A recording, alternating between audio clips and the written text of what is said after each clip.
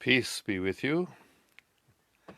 My name is Allan Keislar, and I'm always thinking about self-sufficient village communities where people live independently of the control of the satanic forces in the world.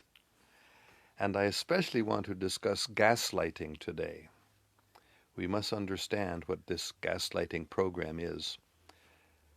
Gaslighting is a term, psychological term, you can say, that refers to people controlling other people by making them think they are either crazy or they can't understand the truth. So this is a very common problem in the world today on all different levels, especially on the planetary level.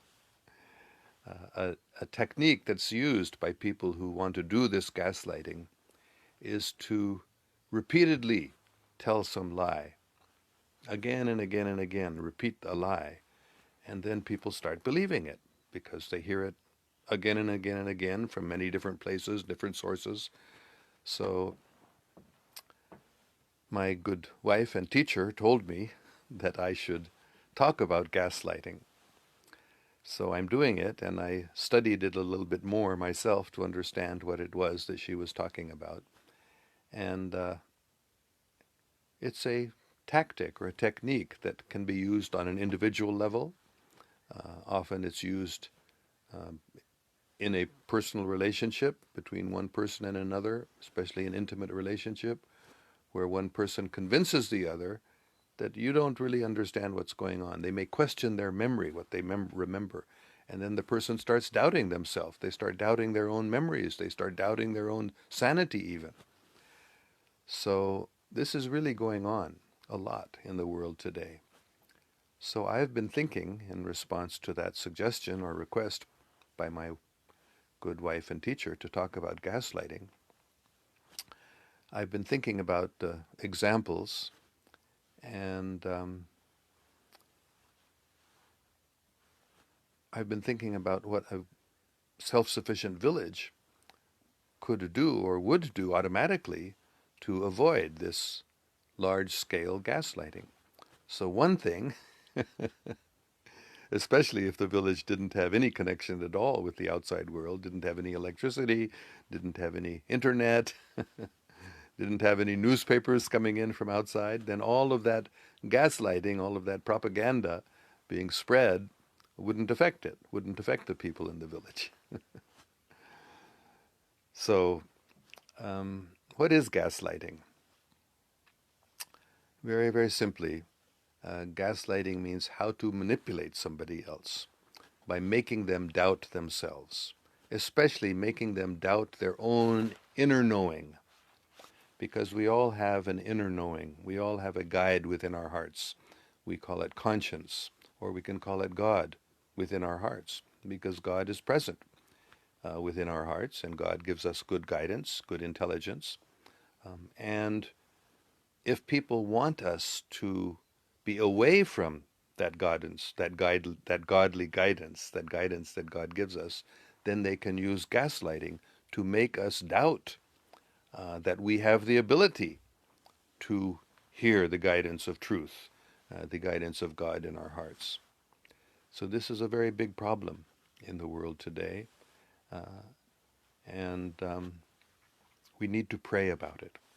And I believe, of course I am always a great proponent of Zikr, I believe that calling on the names of God, reciting the names of God, any names of God, from any language, from any religious tradition, if we repeat the names of God, that purifies our hearts, that purifies our minds, that frees us from the conditioning that society imposes upon us, that our wrong education may have imposed upon us.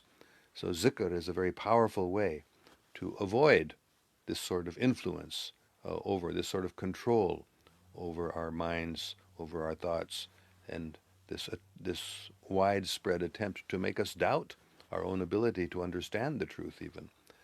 That sort of gaslighting can be counteracted in a village community especially, where everyone does zikr together, and the power of calling on the names of God purifies the hearts and minds of the people living together in that sort of self-sufficient community. And we can, living in a self-sufficient community like that, we can really grow closer to each other and closer to God in our hearts, closer to the truth, and avoid that Dajjalic or that satanic influence that's so pervasive in the world today. Anyway, we need to meditate on this. We need to pray. We need to reflect on how this is going on in the world today and within our own lives. People are gaslighting us. Friends or relatives may be gaslighting us, maybe making us doubt our own ability to see the truth. But God has given us that ability. God is in our hearts. God is present in our hearts. And we need to purify our hearts so that we can hear better the guidance of God in our hearts. And Zikr is a very good, calling on the names of God is a very good way to purify our hearts and to calm our minds. Meditation is very, very important. Meditation, Zikr is also a form of meditation. Meditation means to calm our minds down, because the minds are always racing here and there, to make the mind a little calm and peaceful. Deep breathing also helps to calm the mind, and then we can focus and we can hear the guidance that God is giving us all individually, personally, within our hearts. So that's very, very important to counteract all of this gaslighting that's going on in the world today, all of this attempts by media and attempts by government, attempts by educational, attempts by religion to manipulate us so that we deny that we can see the truth. We just accept the truth that somebody else gives us. So that's very, very harmful, very dangerous, very bad, what's going on with all of this gaslighting. And we must pray, meditate, whether we do zikr or whatever form of meditation we do, we must draw nearer to God in our hearts and get that sort of guidance from Him in order to escape all of this gaslighting or this misleading that we are being subjected to in the world today. All right, that's all I wanted to say. Let's see if we have any comments or questions. Komal Yunus says, Assalamu alaikum, sir. Peace be to you also. We're getting more Assalamu alaikums. Kamal Yunus says, I was praying in my heart that Allan, sir, should talk today live. Okay, so I am talking today live. So if you have any questions or comments or any particular things that you wanted me to discuss, especially if it's anything having to do with self-sufficient village communities, or especially with the whole idea of gaslighting and how we can perceive the truth for ourselves within our hearts in order to get away from all the false propaganda that's being spread so much in the world today, all of the gaslighting that is making us doubt our own ability to understand the truth. Okay, so Komal Yunus says, Sir, I made an account for the purpose of self-sufficient system. Oh, very good. Please share that with us. Please let me know what it is. Can you do it right now? Can you share with us something about this account you've made for the purpose of self-sufficient system?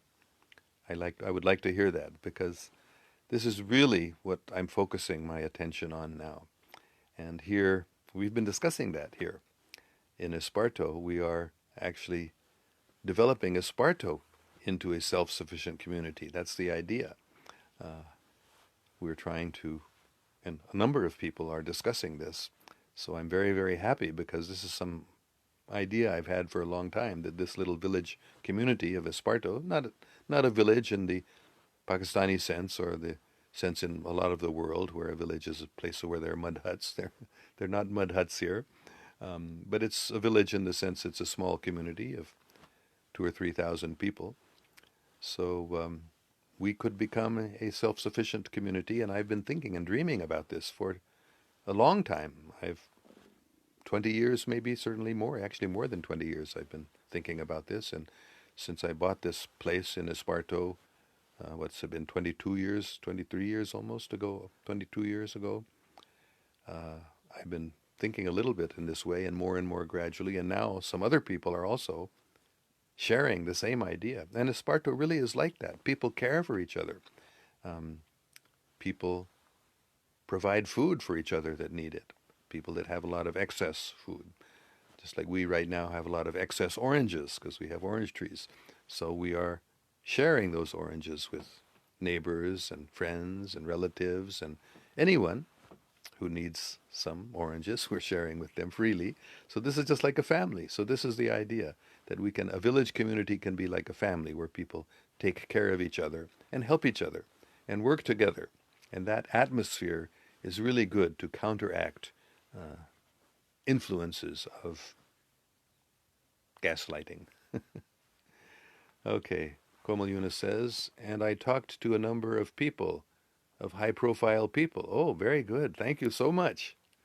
Yes, we need to talk. This is the first step. We think and pray ourselves for guidance, and then we share our ideas. We talk with other people. And as we talk, we can develop plans, and then we can begin actually implementing them. So thank you very much, Komal Yunus ji, for talking with other people, especially high-profile people. Of course, they can do more if they're high-profile. But we should talk about with anyone and everyone, especially the people that might cooperate with us to establish this sort of self-sufficient community. Okay, Muhammad Hamza says, I want to share my experiences with you. Yesterday I was hearing a Sufi. He was saying that don't do meditation in silence because when you do it in silence, then Satan talk in your ear, and then you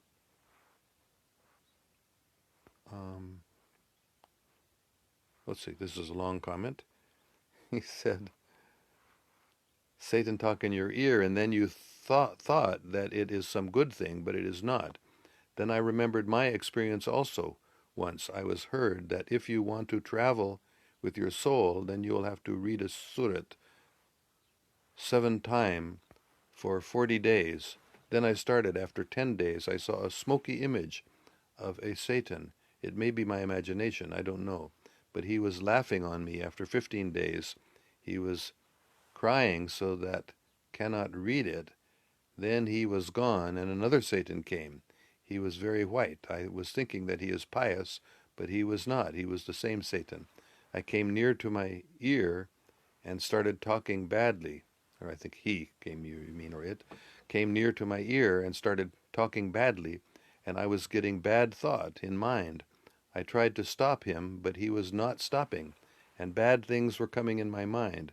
After this I stopped and could not continue. Well, it depends upon many factors, whether you can meditate in silence or not. But I personally find that I like to meditate by doing zikr. Zikr, just to repeat the names of God and meditate on the name, hear the sound of the name of God. That's a very powerful way to avoid these satanic influences. But other people do meditate in silence, like my good wife and teacher. She meditates in silence, and she always gets very good spiritual inspiration from in her meditation. But she is maybe on a much higher platform than we are, so she can do that. So maybe it's difficult for you. I don't meditate in silence very much. I do sometimes, but mostly I do zikr when I meditate.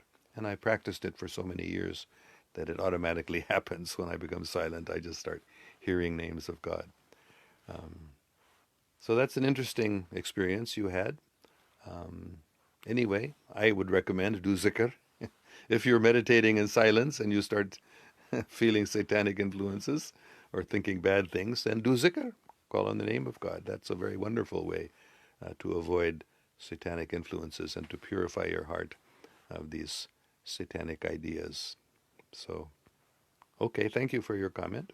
That's a good advice to be careful about satanic influences when we meditate, and doing zikr is a good way to avoid that, satanic influences.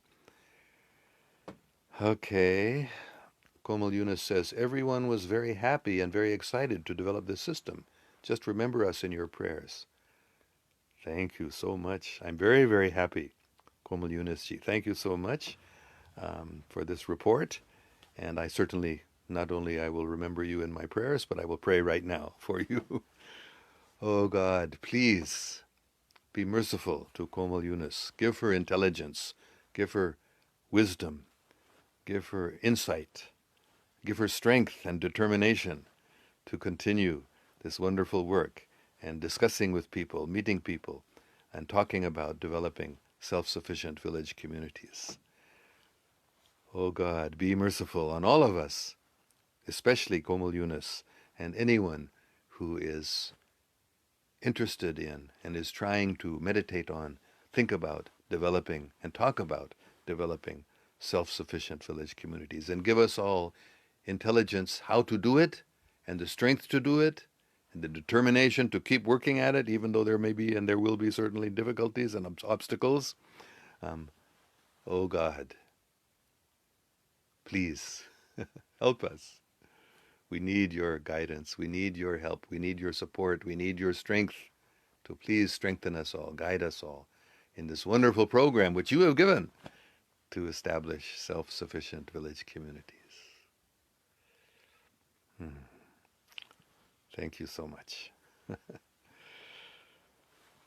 Okay, maybe that's all we need to say today, because this is a very, very happy day for me to read your statements, Komal Yunus, and I hope you will all think about this importance of self-sufficient communities, and also think about the importance of avoiding gaslighting, and realize that the presence of this gaslighting is a very, very powerful negative influence in the world today.